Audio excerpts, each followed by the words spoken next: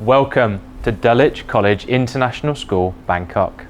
สวัสดีค่ะ Hello คุณ Tom. Thank you for having me here today. I'm so delighted. Thank you very much and welcome to our beautiful campus. Should we take a seat?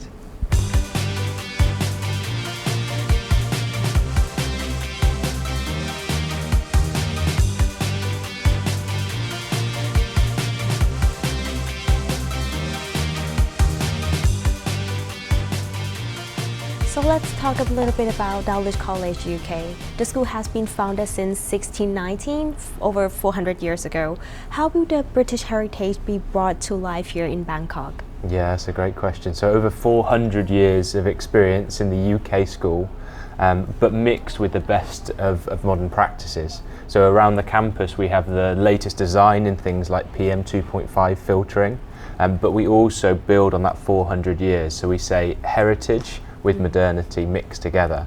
So of course we have a lot of help and support from our UK school who will come and help us and visit us every year.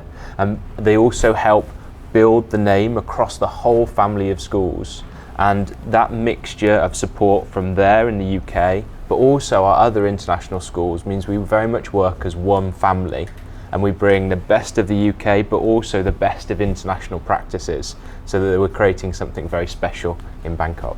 And for families who would like to join the first year, what year group do you open for the first year? Yeah, so we're currently sat in one of our early years classrooms for our youngest children.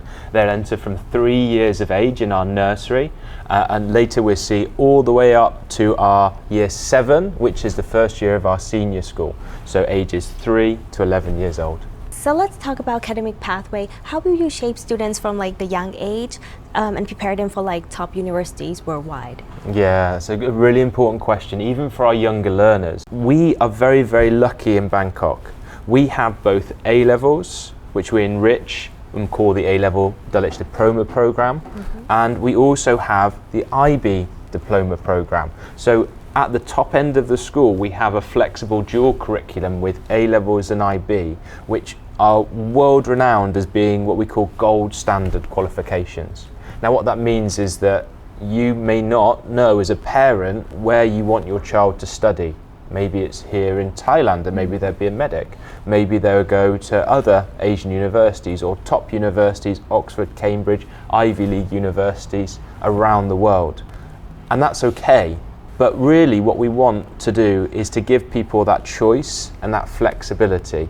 So to be able to offer A-levels, which is fewer subjects, more depth, less breadth, and IB, which is more breadth but obviously less depth, gives them the flexibility to do what suits them best, and therefore if they're fitted to what they're going to succeed at, they'll obviously have a better platform to be supported by fantastic university counsellors both here and across our whole network to get the places that they want at university. And in terms of choosing between A-level and IB, do you have counselling team to like help support the students? Yeah, that's something that parents sometimes think that they have to do lots of research and maybe employ a consultant, but actually no, we're very lucky that we have a university counselling team that work not just here but also across all of our international schools. So that means we've got experts in different areas, whether that's American Ivy League universities for example, or whether that's the best Russell Group universities in the UK, but it also might be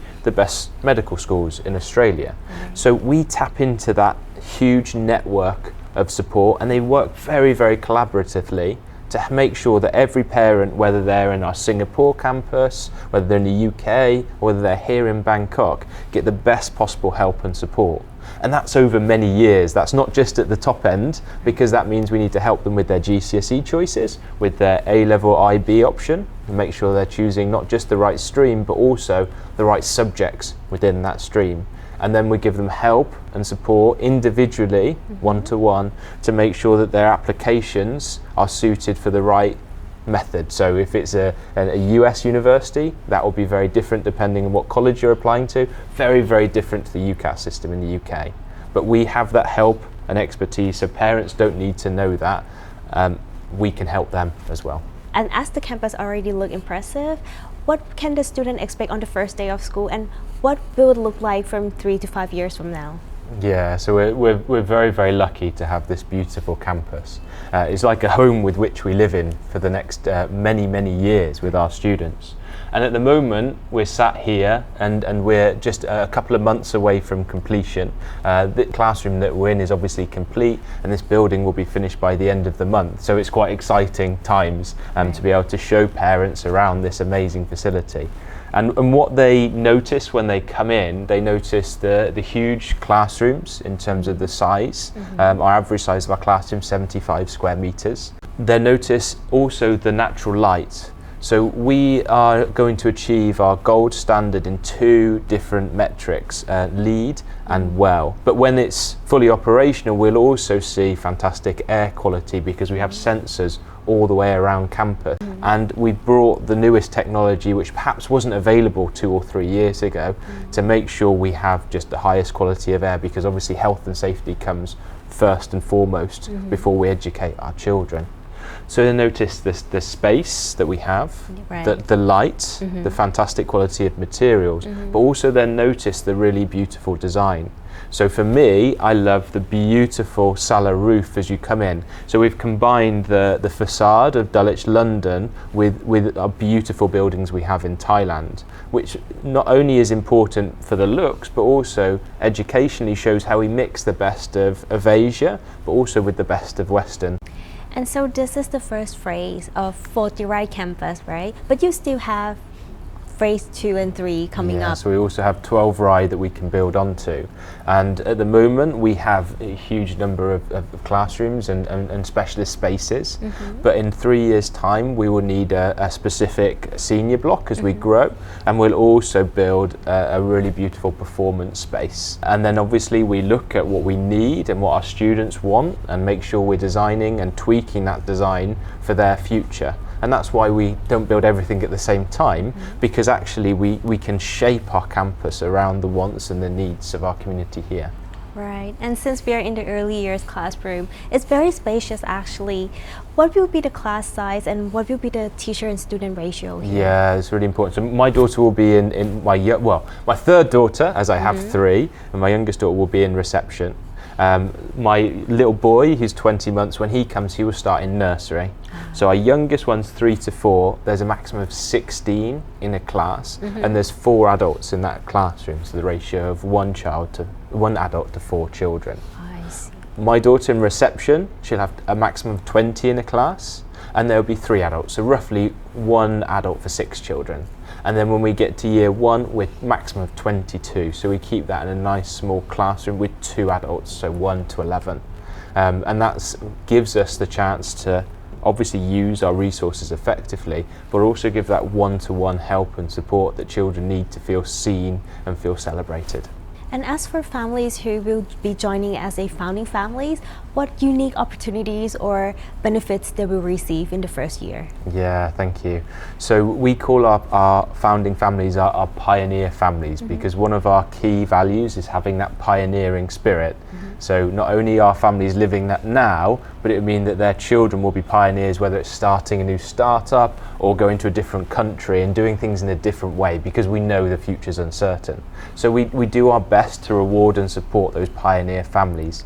Of course, there's some financial ways in which we can help, and we have a pioneer family package.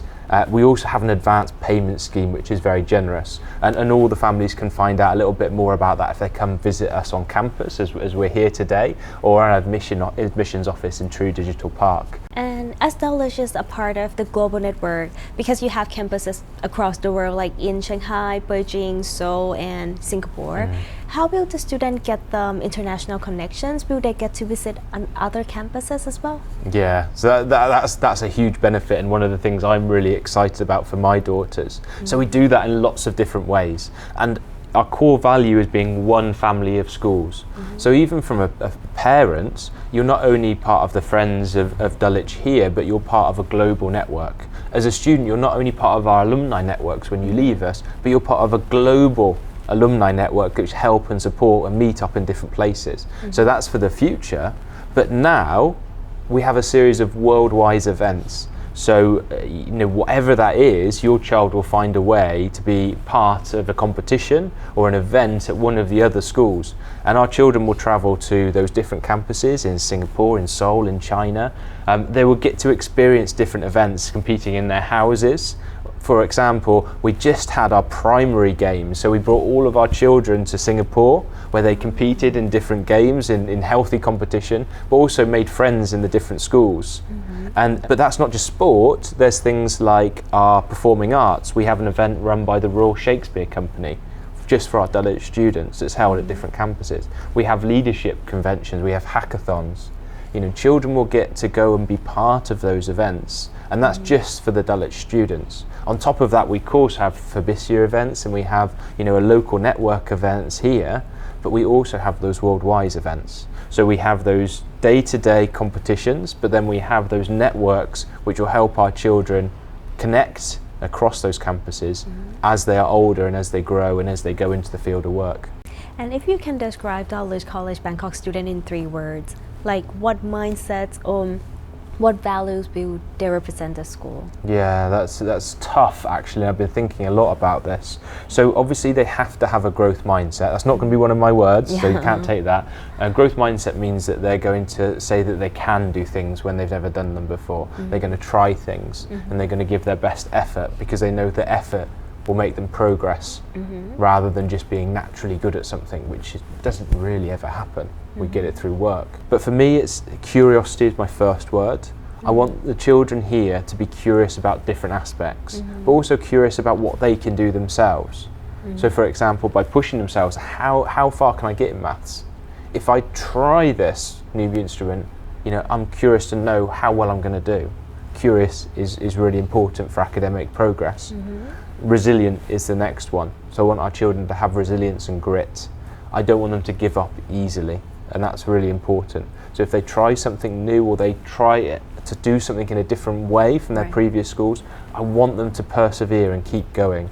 Resilience is really important again for that progress, but also that development of their self and their self-confidence.